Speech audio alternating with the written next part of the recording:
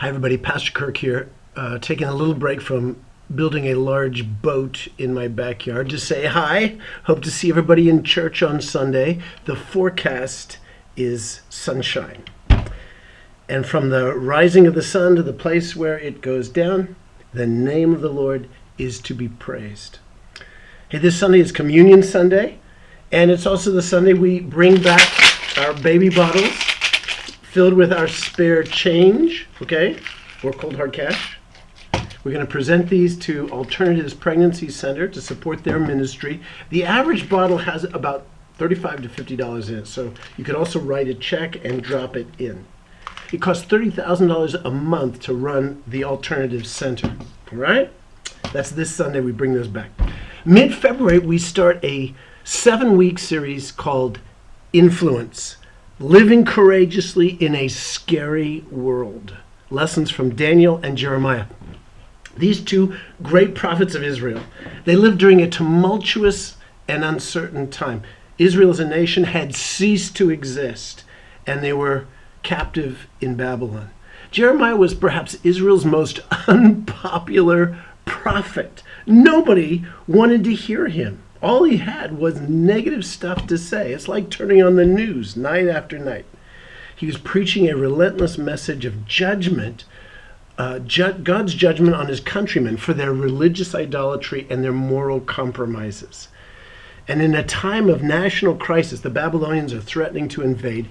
The religious authorities discredited his prophetic credentials, and the political leaders harassed him as an unpatriotic and seditious traitor. That's Jeremiah. Daniel was a young man when the Israelites were taken captive to Babylon. Trained to serve in the royal court, he was given a position of high privilege and prestige at the cost of being Babylonianized. They swapped his Hebrew name for a Babylonian name, Belteshazzar, the name of a pagan god. They educated him in the Babylonian language and culture. In other words, Daniel and his 3 friends, Shadrach, Meshach, and so on, they faced huge seductive pressures to assimilate, to become Babylonian. See, their story is, how do you adjust to life in exile in a dominant pagan culture and maintain your identity and integrity as God's people? How do you do that? Come to think of it, that's our story. We live in a post-Christian America that has become increasingly hostile to its own Christian heritage and our own Christian values.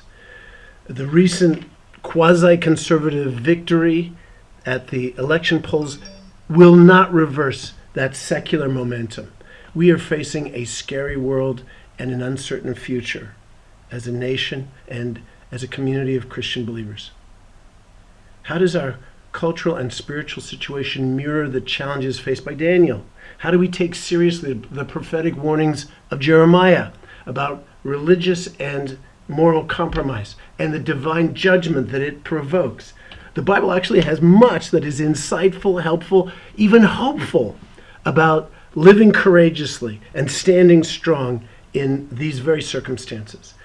And it's not about getting an asbestos suit before being thrown into a fiery furnace, or a whip and pistol before we face the lions. It might come as a surprise to learn Daniel worked successfully as a Babylonian governor his whole adult life. And despite Jeremiads against his fellow citizens, he gave them this surprising counsel while in exile. He says, over in Babylon, marry and raise children, build houses, plant gardens, seek the peace and prosperity of the city to which I have carried you into exile.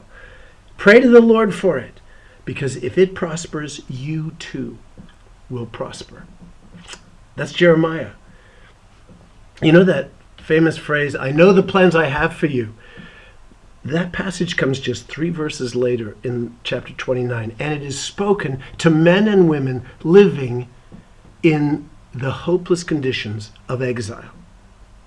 Exile is an appropriate metaphor for serious Jesus followers in a post-Christian America, or in any time, in any setting. Peter said, we are aliens and exiles in this fallen world.